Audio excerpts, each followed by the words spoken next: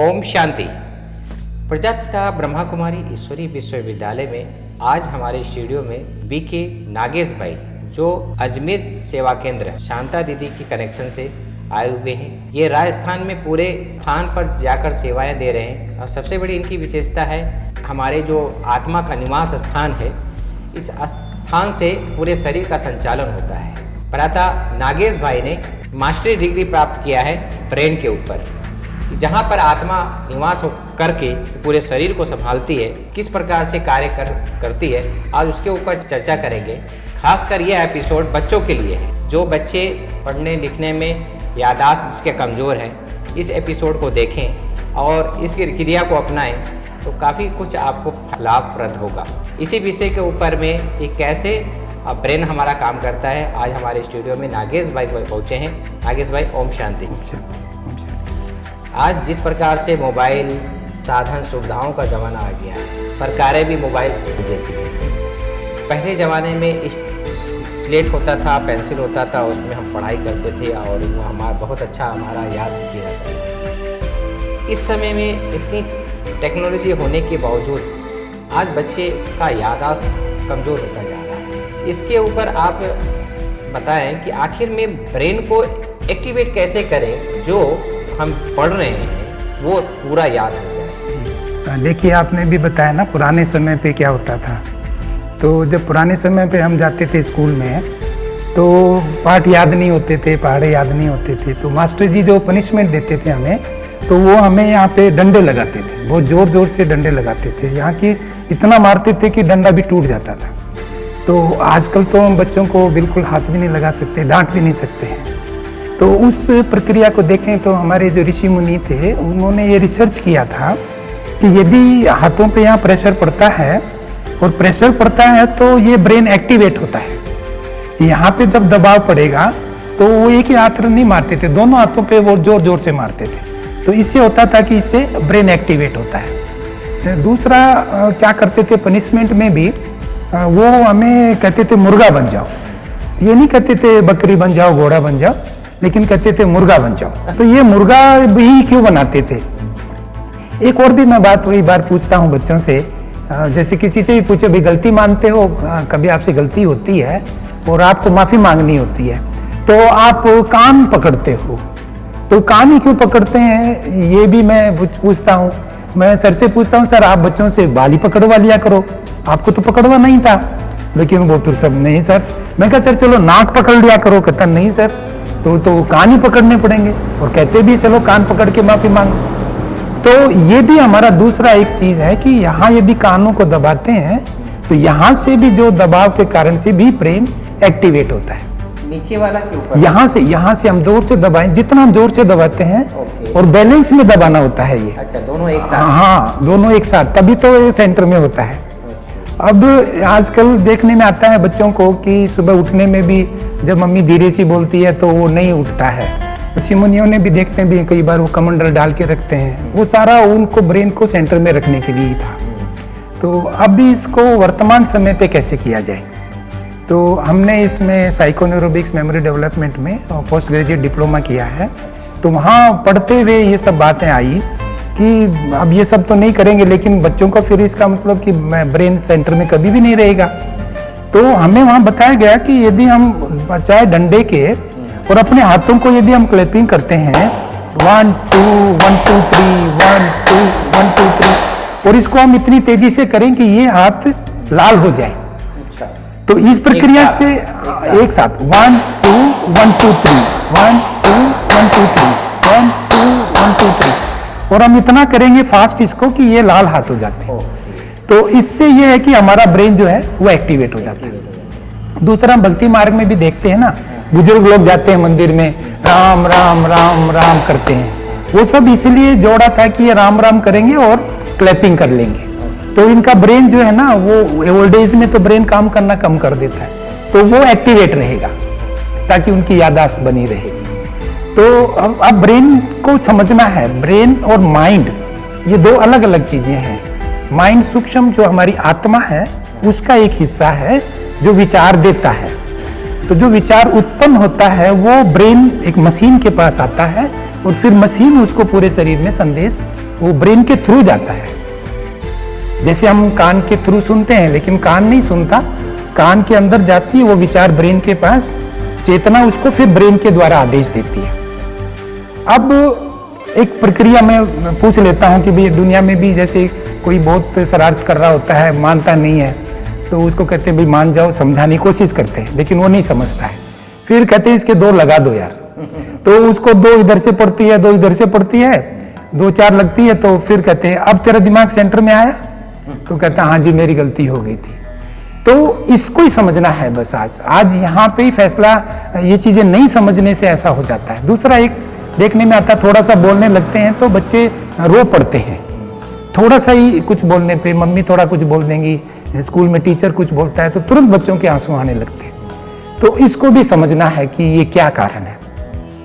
तो हमें बताया कि जो ब्रेन है इसके हमारे 2 हिस्से हैं, एक लेफ्ट वाला है, तो लेफ्ट ब्रेन के जैसे राइट, ये हाफ मेरी बॉडी, इसका जो कंट्रोलिंग है वो यहाँ से होता है। समझो ये मेरा कमरा है, तो इस कमरे की स्विच यहाँ है, इस आधे शरीर के राइट वाले के, और ये वाला है जो ये कंट्रोल करता है लेफ्ट बॉडी को। तो यहाँ से संदेश, अब मेरा हाथ जो हिलता है ये यहाँ के संदेश के कारण हिलता है, वो संदेश इधर से नहीं आ रहा, इधर से संदेश जाता है। माना इसकी वायरिंग जो है वो इस तरफ है, अपोजिट साइड है, अपोजिट साइड है। अभी इसको हम प्रमाणित करना है, तो आप पूछेंगे भाई कैसे ये प्रमाणित किया जाए। हाँ, आखिर में ये चलती कैसे, किस प्रकार से आपने इसके, मैंने सुना है कि आपने इसमें डिग्री भी हासिल किया है। हाँ जी। तो आप हमारे जो व्यूअर्स हैं, जी जी, स्टूडेंट हैं, बच्चे हैं, तो थोड़ा इसका कोई तरकीब बताएं ताकि वो बच्चे जो भी पढ़ाई पढ़ें और याद हो जाए और एग्जाम में पास हो जाए। जी जी जी जी। तो हम देखते में आता है ना, मैं बच्चों वैसे प्रैक्टिस भी कराता हूँ कि चलो बच्चे अंगूठा दिखाओ, तो दोनों एक साथ कर लेते हैं। फिर अंगुली खोलो तो अंगुली खोलते हैं, अंगूठा फोल्ड करो, अंगुली फोल्ड करो, अंगुली खोलो, ये तो दोनों एक साथ कर सकते हैं। अभी ये है कि हमारा ब्रेन जो सेट है वो इस तरह से है अभी, लेकिन जब हम इसको अपोजिट करेंगे, इसका अंगूठा और इसकी अंगुली, और फिर कहते हैं कि इसको अब ऐसे खोलो अपोजिट, तो वो नहीं कर पाते हैं। आप कर पाएंगे? आप भी नहीं कर पा रहे। बस यही है वो चीज। अच्छा, ये ब्रेन ये काम कर रहा है। हाँ, क्योंकि ये संदेश चेंज हो गया। ये सीधा सीधा संदेश आ रहा था तो हम सब कर लेते हैं। लेकिन यदि अपोजिट संदेश आता है कि भी इसका ये मोड़ना है, इसका ये मोड़ना है, और अब आप इनको खोलना है, इनको मोड़ना है, तो नहीं कर पाते हैं। तो ये प्रमाणित करता है कि ऑर्गन चेंज होने से हमारा बैलेंस बिगड़ जाता है, डिसीजन भी नहीं, वो कंट्रोल नहीं हो पाता है। तो अभ्यास नहीं है, अभ्यास अगर हो जाए वो यहाँ कमांड, हाँ कमांड, यदि कमांड पे मेरा कंट्रोल हो जाए तो इसको मैं बैलेंस में कर सकता हूँ। अच्छा, दूसरा एक और भी प्रक्रिया हम कराते हैं, जैसे हम समझो बास्केटबॉल बच्चों से खिलवाते हैं कि बच्चों चलो इस हाथ से बास्केटबॉल खेलो, और आप इस हाथ से खेलते खेलते इस हाथ से ट्रेन भी चलाओ। अच्छा। तो वो नहीं कर पाते हैं, वो फिर वो दोनों यूं करेंगे, क्योंकि वही अपोजिट डायरेक्शन आ गया। इस हाथ को डायरेक्शन मिला है तुम्हें बास्केटबॉल खेलना है, और इस हाथ से डायरेक्शन मिला है तुम्हें ट्रेन चलानी है। तो मेरा ये अभ्यास होने से मैं तो कंट्रोल कर पाता हूँ, तो वो नहीं कर पाते हैं बच्चे। फिर आता है कि बात अब आती है रोने की। तो लॉजिकल लेफ्ट जो ब्रेन है ये तर्क वितर्क करने वाला ब्रेन है, लॉजिकल ब्रेन है। लेफ्ट ब्रेन को लॉजिकल से जोड़ा हुआ है, इसको याद करने के लिए लेफ्ट माना लॉजिकल, तो ये तर्क वितर्क करता है। राइट ब्रेन है ये इमोशनल ब्रेन है, और क्रिएटिव ब्रेन भी है ये, और नई नई क्रिएशन इसी में होती है। ये बचपन से डेवलप हो जाता है। जब बच्चा माँ को दूध पीना होता है तो वो रोकर वो समझ जाता है कि ऐसा करने से माँ दूध पिलाती है, ऐसा करने से मुझे खिलौना देती है, ऐसा करने से मुझे मोबाइल देती है। तो वो बच्चे की साइकोलॉजी से ये डेवलप होना बचपन से शुरू हो जाता है। लेकिन यदि कोई पढ़ता नहीं है, और लेफ्ट ब्रेन जो है ना, ये हमें जैसे पढ़ाई में भी क्या होता है, क्वेश्चन आंसर होते हैं, तो लेफ्ट ब्रेन लॉजिकल हमें पहले इससे हम समझते हैं, फिर लॉजिकली उसको समझकर हम आंसर देते हैं, तो ये एक्टिवेट होना शुरू होता है लेफ्ट ब्रेन।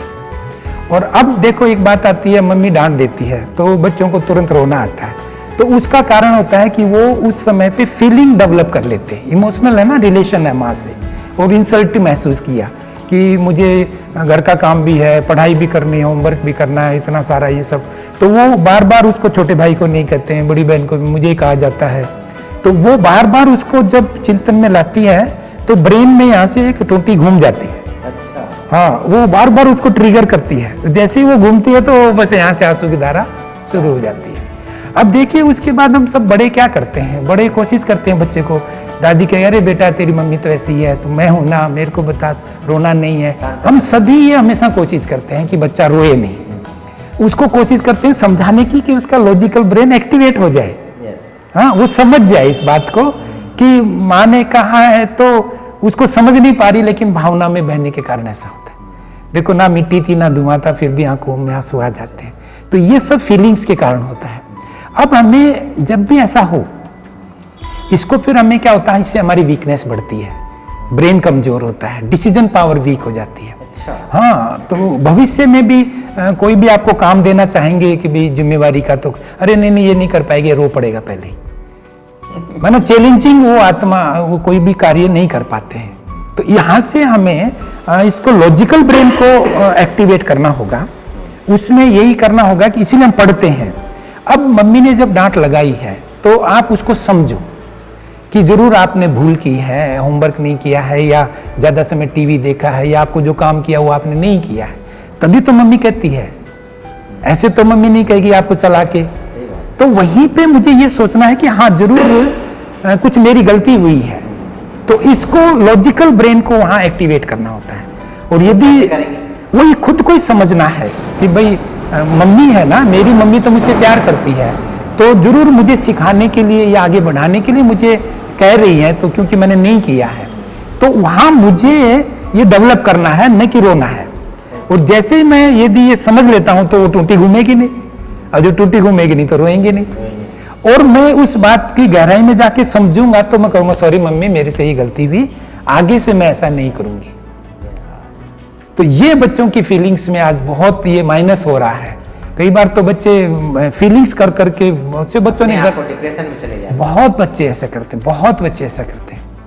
अब इसके लिए क्या करेंगे, तो इसके लिए जैसे एक तो हमने बताया कि क्लैपिंग करना है बैलेंस में लाने के लिए। कौन से क्रिया? हाँ, उसके लिए एक तो क्लैपिंग करना होता है। दूसरा क्लैपिंग कैसे करेंगे? 1 2 1 2 3 1 2 1 2 3 1 2 1 2 3 कितने बार करेंगे इसको 30-40 बार कर सकते हैं। 30-40? हाँ हाँ। तो इसे गर्म हो जाता है। अब गर्म हो जाए, मतलब मैं तो ये कहता हूँ कि लाल करोगे ना तो आप बच्चे भविष्य में कमाल करोगे। ओके, लाल करोगे तो कमाल कर दो। हाँ, अपने हाथ से ही। और उस समय क्या होता है, एक तो अंदर से खुशी भी होती है। उस समय पनिशमेंट में बच्चे का मूड ऑफ होता था, ब्रेन ब्लॉक हो जाते थे, अब वो खुद ही खुशी से बजाता है तो पूरी बॉडी में चार्ज हो जाता है, सेल्स एक्टिवेट हो जाते हैं। ब्रेन में हमारे करीब 50 to 60 करोड़ सेल्स हैं। और एक किसी ने आया था, बता रहे थे ताली बजाओ बीमारी भगाओ। हाँ, वो आजकल 400 की लिमिट बता रखी है कि दिन में सुबह शाम 40, ये हकीकत है। अच्छा। यदि देखो हम ट्रांसजेंडर्स को देखते हैं, जो जिनको हम हिजड़ा बोलते हैं, वो क्या करते हैं पूरे जीवन, वो कभी हॉस्पिटल में नहीं मिलेंगे आपको। हाँ, देखिए कभी भी आप, उनको कोई ऐसी बीमारी होती नहीं है, वो बस क्लैपिंग पूरा जीवन ताली बजाएंगे और अपना, तो उसको देखते हैं, उसकी फिजिकल बॉडी, उसकी स्ट्रॉन्ग बॉडी होती है। तो ये चीज हमें देखनी होती है। उसके साथ में हमें हमेशा बाएं हाथ को भी यूज करना चाहिए। हाँ, ये ज्यादा कर राइट हम करते हैं, हाँ, लेफ्ट नहीं करते। बिल्कुल, लेफ्ट को भी करना चाहिए ताकि हम उसको, क्योंकि जिसको जितना यूज करेंगे उसमें उतनी शक्ति आती है, उतनी आती है। हम बाल्टी राइट से उठाते हैं, लेफ्ट से उठाएंगे तो उतनी देर नहीं उठा पाते, जबकि वो पूरा ठीक है, लेकिन हम प्रैक्टिस में नहीं ला रहे। तो अब जैसे हम सुबह स्नान करते हैं तो हम इसकी बजाय इस मग से इसमें भी कर सकते हैं, ब्रश करते हैं। बच्चों को तो लिखना भी चाहिए लेफ्ट हैंड से। हाँ, से भी हम यूज करें, लिखना चाहिए। हाँ जी जी, खाना भी खा सकते हैं कभी कभी इसमें। अच्छा। आप लेफ्ट से खाना खाइए। अच्छा। हाँ, तो उससे लेफ्ट ब्रेन एक्टिवेट होगा और पूरा उस समय डिसीजन। अब वही बात आई ना, जैसे कहा कि उसको नहीं समझ में आता तो उसके 2 लगाते हैं, फिर कहते हैं अब सेंटर में आया दिमाग। तो कारण वही है कि वो उस तरफ चला जाता है, विचारों की जो प्रक्रिया है ना वो उस तरफ चली जाती है। और इसको डॉक्टर भी जब देखो लास्ट में जो ऐसा डिस्टर्ब होता है ना, उसको इलेक्ट्रिक शॉक देते हैं। हाँ, ब्रेन को शॉक देना, ताकि वो एक्टिवेट हो। बस वो नहीं, वो क्या है, लेफ्ट राइट का ब्रेन है ना, वो डिस्टर्ब, वो सेट गलत जगह सेट हो जाता है। अच्छा। हाँ, जैसे वो फीलिंग डेवलप करता है, वो इधर चला गया, और वहीं उसने जो स्वीकार किया वो लॉक हो जाता है। अभी मैंने कोई देखा था, एक बंदा था, बॉडी बिल्डर था, उसने कुछ अपने आप को श्वास रोककर कुछ करने की कोशिश किया और वो अटक गया। हाँ वो नहीं, हाँ उसने सांस रोक लिया, वो सांस अटक गया, वहीं अटक गया, वापस नहीं आया। वो बेहोश हो गया। बिल्कुल बिल्कुल। तो ये आपने ब्रेन के सीखा कहाँ से आपने? ये हमने आपको बताया ना, हमने साइको न्यूरोबिक्स और मेमोरी डेवलपमेंट में पोस्ट ग्रेजुएट डिप्लोमा किया था। कहाँ से? ये तमिलनाडु स्पोर्ट्स यूनिवर्सिटी। अच्छा। हाँ तमिलनाडु स्पोर्ट्स यूनिवर्सिटी से हमने किया, अभी 2012 में हमने किया। अभी बस उसके बाद ये जब क्रिएट हुआ सारा, तो स्कूल्स में बच्चे मिलते हैं, तो गवर्नमेंट स्कूल्स के बच्चों के पास मैं सुबह प्रेयर के टाइम पे पहुंच जाता हूँ और मैं सर से रिक्वेस्ट करता हूँ, सर मैं बच्चों को ये ब्रेन, अरे सर आओ आप तो कराओ, कुछ तो आप देके ही जाओगे हमारे को। वैसे भी मैं पूछ लेता हूँ कि सर मास्टर जी डंडा मारते थे, मुर्गा बनाते थे, कहता हाँ सर हमें भी नहीं पता, अब आप बताओ क्योंकि आज तो हम बच्चों का हाथ नहीं लगा सकते हैं। तो इस प्रक्रिया को, तो उसमें जो हम मुर्गा बनाते थे, तो मुर्गा बनाने की जगह हमने क्या किया, इसको अमेरिका ने सुपर ब्रेन योगा नाम दिया है। सुपर ब्रेन योगा मैंने देखा कहीं कहीं उसका डॉक्टर पेशेंट को सिखा रहा है। कहीं उसका कॉलेज खुल गया है या कोई, वो तो बहुत सारी चीजें खुली, लेकिन एक न्यूज में मैं देख रहा था, वो उन्होंने बता रहे हैं कि सुपर ब्रेन योगा वो पेशेंट को डॉक्टर बता रहा है। तो वो अब करना कैसे है बैलेंस, वो मैं आपको बता रहा हूँ कि लेफ्ट हैंड से इस कान को ऐसे राइट से पकड़ना है, राइट कान को, लेफ्ट से राइट। हाँ क्योंकि ये वाला इधर से हमने किया। अब जैसे हमने यहाँ से कान से खींचा, तो यदि ये अब इधर सेट है तो ये इधर आ जाएगा। अच्छा। हाँ यहाँ सेट है तो इधर आ जाएगा, और इधर वाले से फिर हम ऐसे करते हैं, ये अंगूठा आगे और इसको जोर से दबाते हैं, और फिर हम थोड़ा ऊपर नीचे उठक बैठक करते हैं इसको पकड़ के। हाँ अच्छा। तो वही तो मुर्गा बनाते थे, गलती करते थे, तो ये ब्रेन पूरी तरह से सेंटर में आ जाता है। क्योंकि इसको नहीं है, इसको 10 बार 15 बार उठक बैठक करनी है। 10 बार? हाँ ये बहुत वंडरफुल है, ये बहुत डेली करना है, और ये 6 साल से 90 साल तक के बच्चे को करना है। ये सबके लिए फायदेमंद है। कितना समय तक बना आपने? 10 बार 10 बार 10 बार। इससे ऊपर नहीं? वो तो ऊपर तो करे तो अच्छा है, मिनिमम 10 बार। इससे लेफ्ट से ये पकड़ना है, अंगूठा आगे, और राइट से ये पकड़ना है। खाली पेट करना है या? नहीं ऐसा कुछ नहीं है, 2.5 घंटे खाने के आगे पीछे थोड़ा। हाँ तो उसको फिर उठक बैठक करेंगे तो ब्रेन एक्टिवेट हो। तो जो मुर्गा बनाते थे ना, वो ये प्रक्रिया थी अभी। और मैं आपको बताता हूँ, अभी हरियाणा गवर्नमेंट ने ना इसको स्कूल में लागू कर दिया है। हाँ उन्होंने कहा स्कूल में प्रेयर के टाइम पे बच्चों को ये है, उठक कान पकड़ के उठक बैठक कराई जाएगी, क्योंकि बच्चे का ब्रेन जो है ना, सुबह से ही उसको माँ की डांट पड़ती है, फिर वो स्कूल में आता है, थोड़ा लेट होता है तो भी डांट पड़ती है, तो ब्रेन पूरा सो रहा होता है उसका। लेकिन आजकल के बच्चे बहुत एक्टिव हो गए हैं। आजकल के कुछ गांव के ऐसे हैं जो, बाकी तो आज तक इतना तेज दिमाग है कि उनको समझाना मुश्किल हो रहा है, मुश्किल हो रहा है, एडवांस है, बहुत एडवांस हो गया। अब उनको डिसीजन ठीक लेने के लिए समझाना पड़ेगा, तो भी अल्टीमेटली तो ब्रेन सेंटर में ही चाहिए। क्या तो भावनात्मक, आज देख रहे हैं बच्चे भावनात्मक मोबाइल के लिए किस तरह से करने लगते हैं, और देखते हैं मम्मियों को, छोटे छोटे बच्चों को ही मम्मियाँ उनको, भैया चलो मेरा काम हो जाए, इसको मोबाइल पकड़ा दो, चला के पकड़ा रहे हैं। ये बहुत बहुत नुकसान होने वाला है। इसमें आपको मैं अभी बताता हूँ कि जो दुनिया के सबसे लोकप्रिय टीचर हैं, वो इजराइल के हिब्रू यूनिवर्सिटी के प्रोफेसर हैरारी, उसका इंटरव्यू आया था अभी 5 सितंबर को टीचर्स डे पे। तो उन्होंने साफ बोला है कि आने वाले समय पे जो वर्तमान टेक्नोलॉजी है, ये मनुष्य को हैक कर लेगी, ब्रेन को। अच्छा। हाँ उन्होंने साफ बोला है, और देख रहे हैं हम ना कि उससे क्या होगा, नुकसान ये होगा कि भावना शून्य होता जा रहा है मनुष्य। साधनों में, सुविधाओं में, प्रैक्टिकल में आप देखोगे ना, एक परिवार में पत्नी बैठी है, पति और बच्चे बैठे हैं, सब अपने अपने मोबाइल पे लगे हुए हैं, भावना शून्य है, बातें नहीं कर रहे, भावना ही शून्य है, भावना शेयर नहीं कर रहे हैं। तो उसने साफ बोला है आने वाले 5 साल के बाद बहुत ही खतरनाक सीन होगा। और उसने जो खास उसने कहा कि भावना शून्य हो जाएंगे, और वो करना चाहेंगे लेकिन मनोबल नहीं होगा उनके पास। वो चाहेंगे कुछ करना, लेकिन मनोबल की शक्ति इससे हमें बचने के लिए क्या उसने साफ बोला है, उसने साफ बोला है कि मेडिटेशन ही एक माध्यम है, राजयोग। उसने खुद ने कहा कि मैं रोज 2 घंटे मेडिटेशन करता हूँ। तो आप दिनचर्या में मेडिटेशन जो करते हैं? मेरी दिनचर्या में 3:30 बजे से शुरू हो जाता है। हाँ 3:30 से फिर 1 घंटा करीब मेडिटेशन किया, फिर थोड़ा एक्सरसाइज किया और फिर अपना रेगुलर क्लासेज होती हैं। उसके बाद स्कूल में टाइम लिया होता है। एक बार जब मैं प्रिंसिपल्स को ऐसे सब बता रहा था और उसमें आपका जो भी प्रश्न होगा उनका समाधान नेक्स्ट एपिसोड में आपको बीके नागेश भाई से ब्रेक के ऊपर में नेक्स्ट एपिसोड में फिर चर्चा होगी। तब तक के लिए हमें इजाजत दीजिए। ओम शांति। ओम शांति, ओम शांति। शांति, ओम शांति।